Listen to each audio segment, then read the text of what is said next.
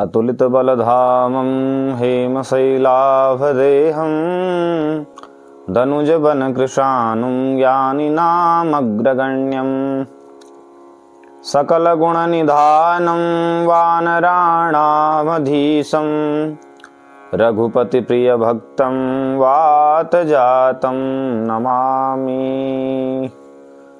गुरुर्ब्रह्मा गुरुर्विष्णु गुरुः देवो महेश्वर गुरुः साक्षात् परब्रह्मा तस्मै श्री गुरवे नमः। श्री सीतारामाभ्यां नमः। सियावर रामचंद्र भगवान की जय।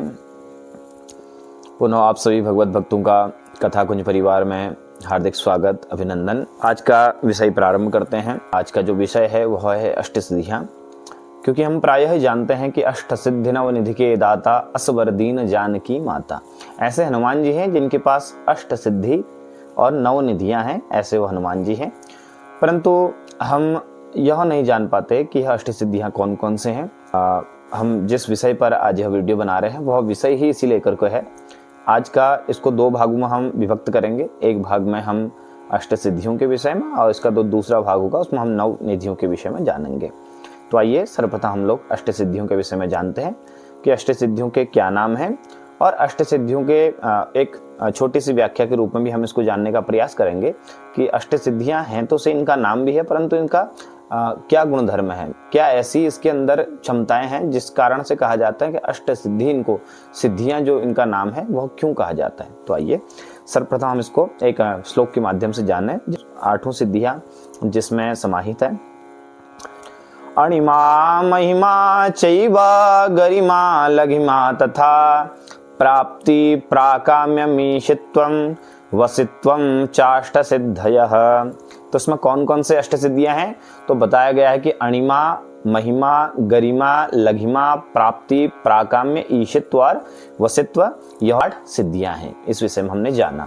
तो आइए अब हम विस्तार पूर्वक इन सिद्धियों के विषय में जानते हैं कि इन सिद्धियों का नाम तो देखिए जैसा नाम है वैसा ही इनका गुण भी है। प्रथम सिद्धि कौन सी है, तो अणिमा सिद्धि। तो अणिमा सिद्धि की महत्ता क्या है, तो कहते हैं कि इस सिद्धि के द्वारा हम अपने शरीर को छोटे से छोटा एक अणु के समान अपने शरीर को बना सकते हैं। जी में जब हम जिन्होंने रामायण जी का अध्ययन बहुत विधि विधान से किया होगा, विधिवत किया होगा, और जो हनुमान जी के चरित्र के विषय में जानते होंगे तो विधिवत जानते होंगे। जब हनुमान जी लंका को जा रहे थे तो हनुमान जी ने कितना छोटा अपना स्वरूप बना दिया, मशक समान। मशक मतलब जो मक्खी है, मच्छर के समान उन्होंने अपने शरीर को बना दिया। तो यही कौन सी किस सिद्धि का आश्रय लेकर के, तो अणिमा, अत्यंत अणु के समान अपने शरीर को बना देना। अणिमा महिमा चैव, और दूसरी कौन सी, महिमा सिद्धि है, तो जिससे हम अपने शरीर को असीमित बड़ा भयंकर विराट बना सकते हैं। तो ये कौन सी सिद्धि है, महिमा सिद्धि है।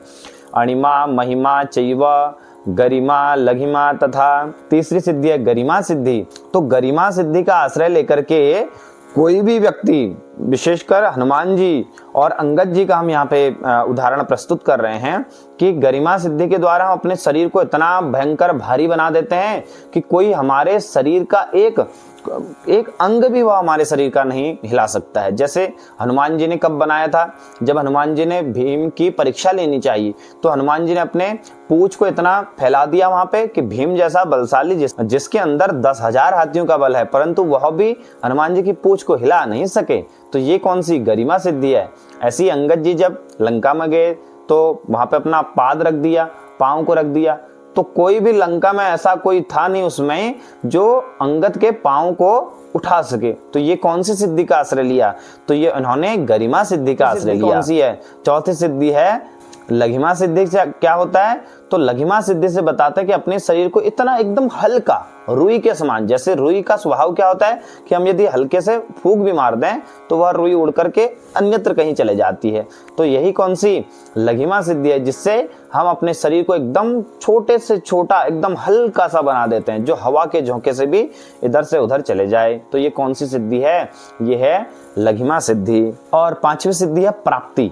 प्राप्ति से क्या होता है, बिना किसी बाधा के किसी भी वस्तु को प्राप्त कर लेना। जैसे नाम है प्राप्ति, तो बिना किसी विघ्न बाधा के किसी भी वस्तु को प्राप्त कर लेना, ये क्या है, प्राप्ति सिद्धि है। छठी सिद्धि कौन सी है? प्राकाम्य। प्राकाम्य सिद्धि का स्वभाव क्या है? जो इच्छा पूर्ति, जो हमने मन में चाहा और मन में चाह करके ही वह वस्तु हमारे समक्ष प्रस्तुत हो जाती है, वह हमें मिल जाती है। जो ये कौन सी सिद्धि है? प्राकाम्य सिद्धि। और सातवीं सिद्धि जो है वह है सिद्धि। तो ईशित्व से क्या होता है? कहीं पर भी जाकर के वह व्यक्ति शासन करने लग जाता है। किसी भी प्रकृति के तत्व, प्रकृति के जो भी तत्व है वहां पर शासन कर लेना, प्रकृति के जो भी प्राणी हैं उन पर शासन कर लेना। तो यह कौन सी सिद्धि हमें बल प्रदान करती है? कौन सी सिद्धि का यह गुण है? तो कहते हैं यह सिद्धि ईशित्व सिद्धि है। ईशित्व सिद्धि से हम कहीं पे भी अपना प्रभुत्व जमा सकते हैं, जन चाहा शासन कर सकते हैं वहां पे। ये कौन सी? ईशित्व सिद्धि है। और वशित्व सिद्धि क्या है? तो आठवीं सिद्धि जो है, इस सिद्धि के द्वारा क्या होता है? किसी को भी अपने वश में कर लेना। यह कौन सी? वशित्व सिद्धि है। सज्जनों, आज हमने इन अष्ट सिद्धियों के विषय में जाना। आशा करता हूं कि आप सभी को यह अष्ट सिद्धियों के विषय में जान करके अत्यंत लाभ मिला होगा और आप इस विषय में जाने भी होंगे। और अगला जो इसका जो दूसरा भाग रहेगा वह नवनिधियों को लेकर के रहेगा। और इसी प्रकार से जैसे आज अष्ट सिद्धियों के विषय में हमने आपको बताने का प्रयास किया है, और ऐसे ही अगली जो वीडियो रहेगी उसके माध्यम से हम नवनिधियों को जानने का प्रयास करेंगे। तब तक के लिए आप सभी लोगों को जय सिया राम।